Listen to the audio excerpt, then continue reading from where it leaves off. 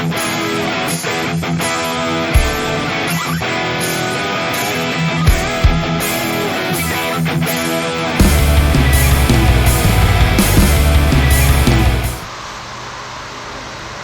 I'm Daryl Wittenberg with Industrial Solutions and Innovation, and today we're going to do a welding demonstration using our R2W-3 combination MIG and TIG system.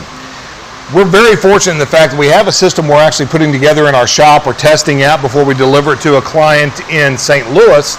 So it gives us an opportunity to show you a real-world example of a system that's completely set up as it would be set up in their shop. So we have a headstock over here to my left, and we have one right behind us. This client wanted a parallel system with two headstocks so they could be welding on one while they're loading and unloading the other, therefore giving them the maximum amount of efficiency. When they want to do that, obviously the column and boom is positioned so that we're welding on this headstock. When we would finish here and we have another joint ready to weld over there, the column and boom rotates around and we simply strike off on the other joint. It's a very simple process. This system has both MIG and TIG on it. If you'd like more detail on all the functionalities of our slides, the boom rotation, the headstocks, please check out our YouTube channel because we have in-depth videos showing you all those forms, functions, and features. I have Samantha Keller with me today. She's actually our welding engineer, and she's going to be running the system while we do this demonstration. Samantha, what are we going to weld today? Today we have a 4-inch Schedule 10 coupon tacked up, and it's an open root stainless. What are we looking for in that open root on stainless? What's the gap we want? So right now we have about a 1/16 of an inch for a gap. You don't want it too wide, especially on Schedule 10, but we do want to show that we're able to do open root. And so what we've done with these coupons, by the way, is we've cut them with a Axe-Air pipe and tube saw, and we actually beveled them with an Axe-Air pipe and tube saw. So this is a very real-world example. We have two knife-edge bevels that we're putting together. In fact, here's another coupon, and we're going to zoom in a little bit and let you see that we have an open root, and what we've done is we've actually feathered down the tacks. So when Samantha gets the system set up and we're ready to start, you'll be able to see that that tack has been feathered down so that we reconsume that while we're welding. Last but not least, because we are doing stainless, we're actually purging through the chuck so we can make sure that we've got a good purge on the ID while we control, obviously, our shielding gas on the OD. Samantha, are you ready to go? I'm ready. Well, we're ready to weld. Let's strike an arc. So what I'm going to be doing while we're welding here is I'm going to be kind of talking you through, but we will have a picture-in-picture going on so that you can see the live arc, and we will be showing, periodically, we'll switch views so that you can see what Samantha sees. On this system, we're using a Cavitar laser camera. It will remove all of the arc flash and make it very easy for you to see what's going on and to control arc flash and see the breakdown of that bevel and see that we're actually penetrating to the ID. Samantha, when you're ready, I'm ready. If you'll notice in the arc view side, you can see that the tack itself is thinned down. We feather those out so that we can reconsume that tack.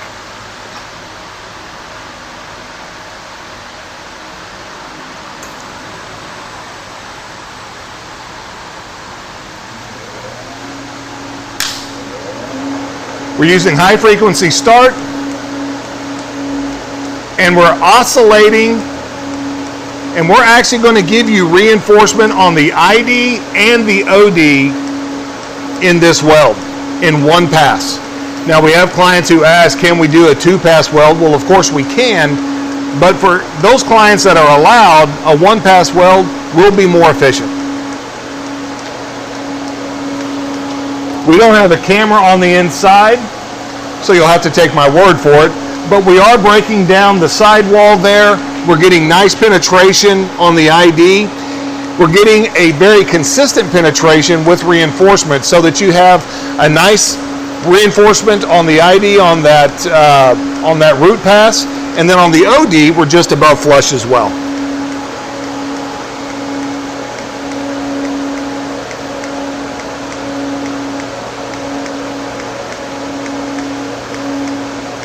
I'm going to step back here where Samantha is for just a second, and we're going to talk about some of the parameters. So Samantha is running this system from our operator control panel. Can you tell me what is our current heat input? It looks like go ahead, Samantha.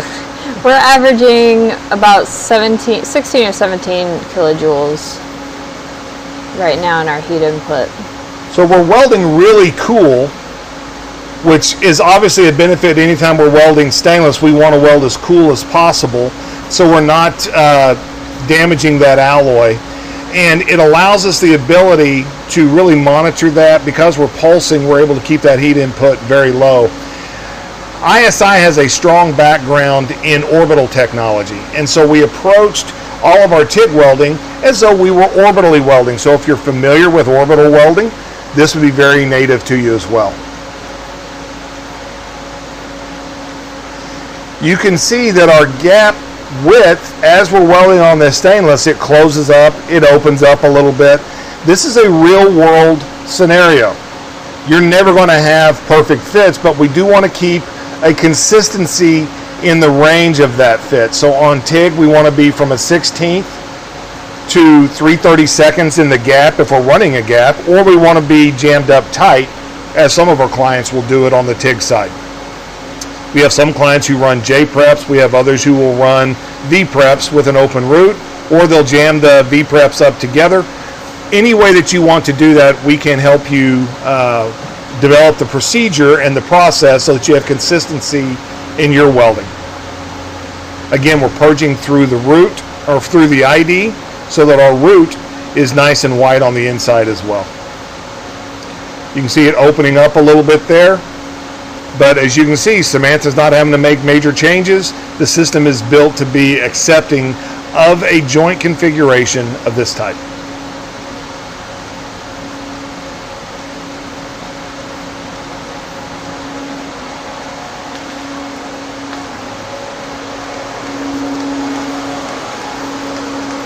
Stepping back around, we're about to finish out this weld. I'm just going to look at the inside. We have a nice consistent root. The arc time on this weld in a single pass on 4-inch pipe is roughly 4 minutes. So we can really get this, get your welding efficiency and effectiveness to a high level and dramatically improve production in a shop.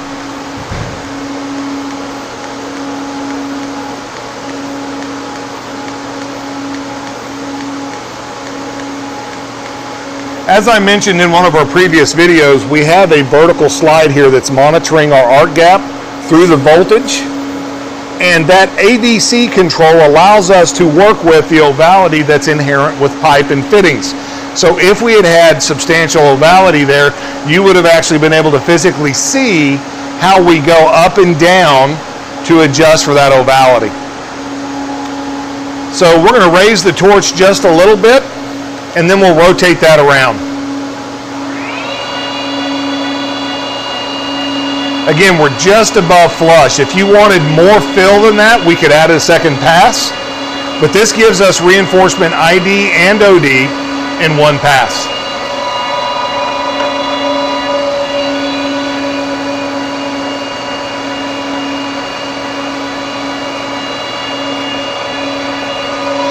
So now what we're going to do is we're actually going to change from MIG to TIG right here, and we're going to show you how we would do a MIG weld.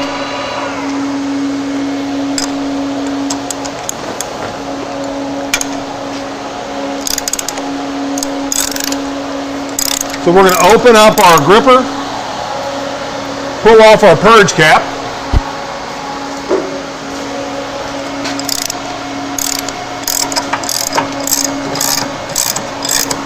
we'll disconnect our ID purge.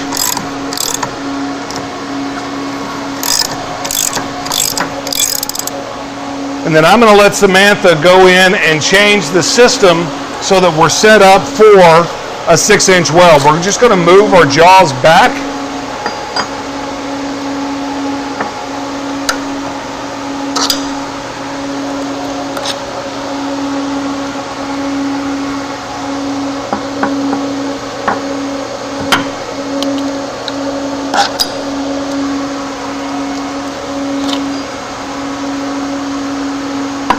One of the things we're really proud of here at ISI is our relationship with the schools that we have partnered with. Samantha is a graduate of LeTourneau University, and we've been able to develop a really valuable and beneficial friendship with LeTourneau, and she is a shining example of what their program puts out as far as engineering capabilities. So we've been very fortunate to have people of her caliber join our team, and that really helps us when we go to service our clients, because our engineers actually get to have their fingernails get dirty putting together these systems and installing them. So when we answer questions, it's from a perspective of experience.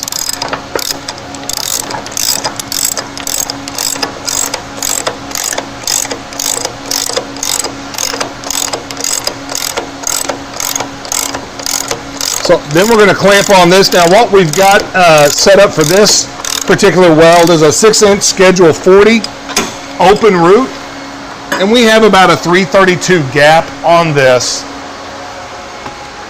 We can go up to a 532 gap, so we like to keep the range on our MIG open root between 332 and 532. So right here she's showing you the ease of switching between MIG and TIG.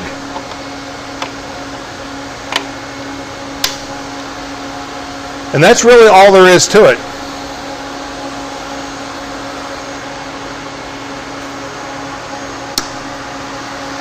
Samantha, are we going to run 045 or 035 on this? We're running 045 on this. Okay. So this will be a carbon steel weld using 045 70S6 wire. She's going to align the torch for the weld.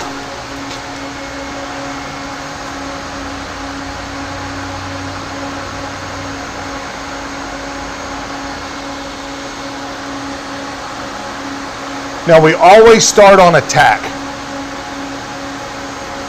So what we've done, just like on that TIG weld, we have tacks holding them in here. And so she has gone through ahead of the weld, and we simply grind out and feather those tacks down so that we can reconsume them.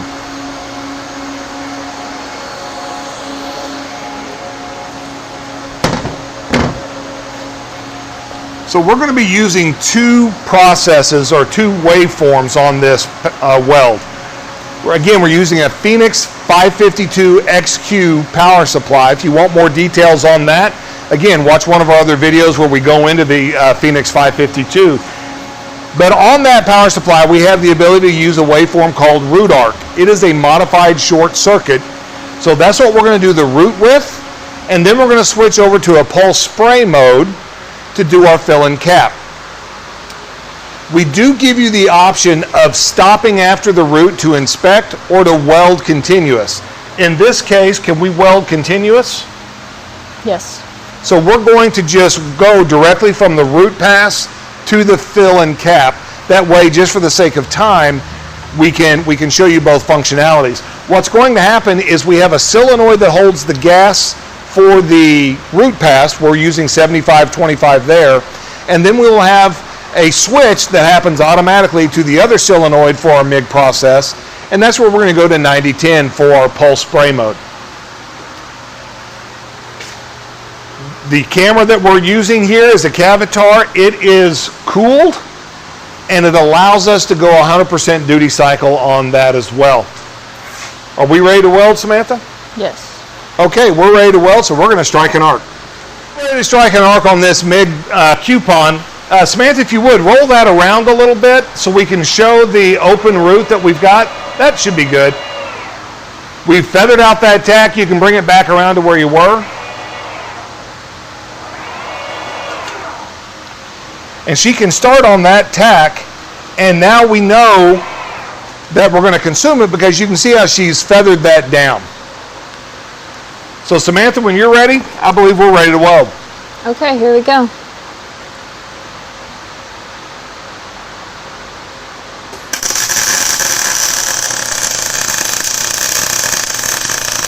Again, we're using a process called root arc from EWM. It is a modified short circuit process. You'll notice that arc is very soft.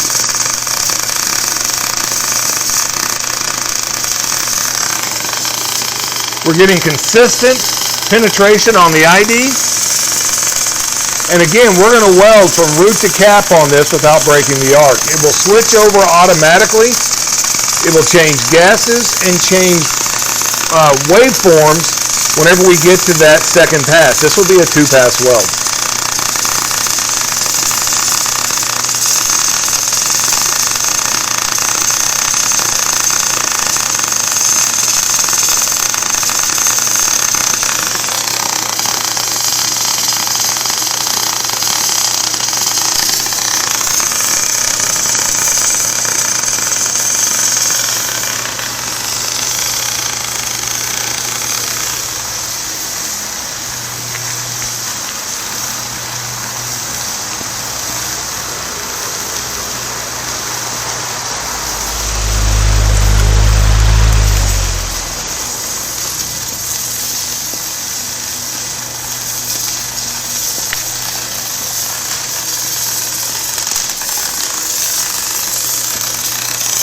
Stepping back here where Samantha is, let's talk about some of these features. What is one of the benefits of that Cavitar camera for the operator, Samantha? So while I'm running the weld, I can really easily see where my root is opening up or if it's closing in, and I can make those adjustments well before the torch actually gets to that spot. And then I can also make sure that I'm breaking down those sidewalls and getting good penetration, and there won't be any lack of fusion in my root weld. So you can see right here we have a little bit of high-low, and the system is just rolling right through that. Samantha can make adjustments as she needs to. We want an engaged operator. We have never been a believer in the fact that we should push a button and walk away, because this is still welding, and we need that skill of a trained operator to see what's happening in the puddle, and if need be, make an adjustment. One of the big benefits of this Cavitar system, you can see that it removes all that arc flash. So you can really see what's happening in that weld. It's opening up a little bit wider there, and the system is just rolling right through it.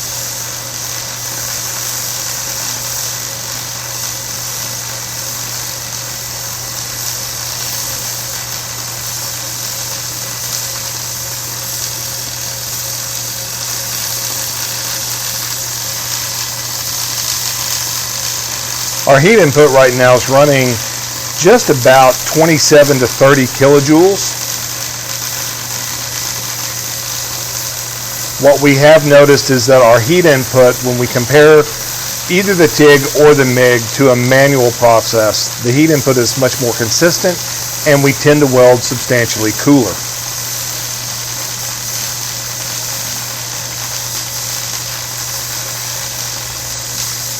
One of the options with the system is to integrate a product from EWM called XNet, which gives you all the real-time data acquisition you would need on a system like this. And you can choose your sampling rate so that you can determine how often you're going to pull that data from the weld. If your client would like to have that, you can provide them with literally every pulse and every second of the weld, or every millisecond of the weld if you wanted to. But it does allow you to see the gas usage, the wire usage, set PM intervals for your power supply. It's a really functional, valuable product that EWM allows us to put with these systems and gives you really great management tools for your maintenance of your equipment. As we're rolling into this tack, you'll be able to see how we reconsume that tack as it rolls through.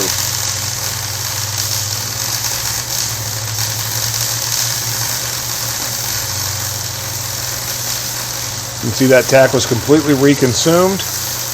And our root pass, we're getting a lot of deposition there. So we will be able to cap this in the next pass.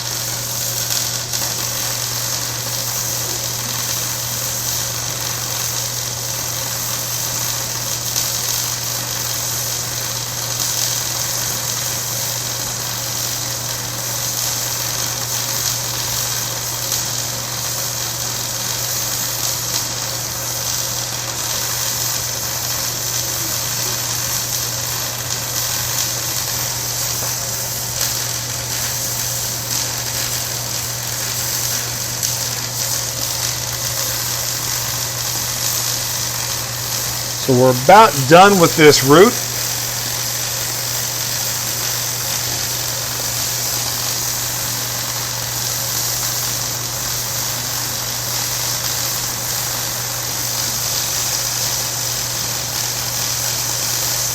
And then when it crosses over that tie-in point, we have a section of time that we set for tie-in.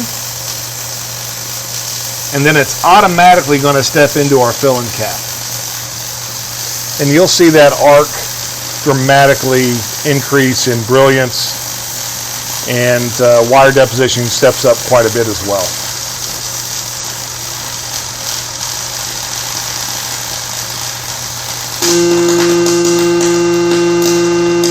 So now we're into that pulse spray mode. You can see that the arc gets substantially brighter as we come across. We're actually running just a stringer for the cap pass. We can oscillate this or we can run stringers, either way. Obviously our travel speed increases, and the system is monitoring all the facets of that weld.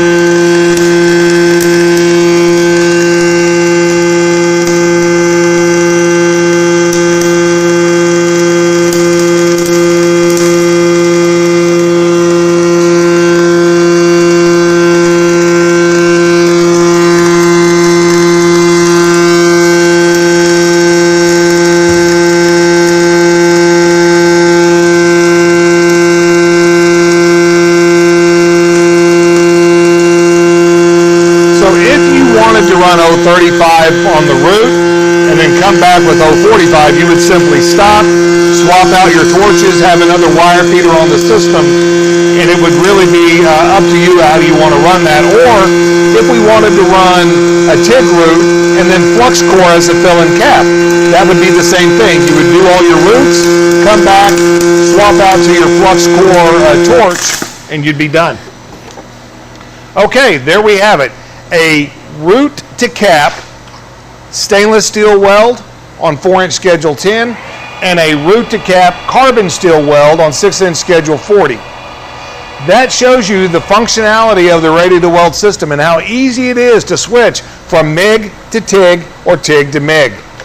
This system is built with you in mind. We want to build a system that makes you more efficient, more effective, and allows you to win on more bids. Thank you for your time today. Thank you for letting us show you the ready to weld system.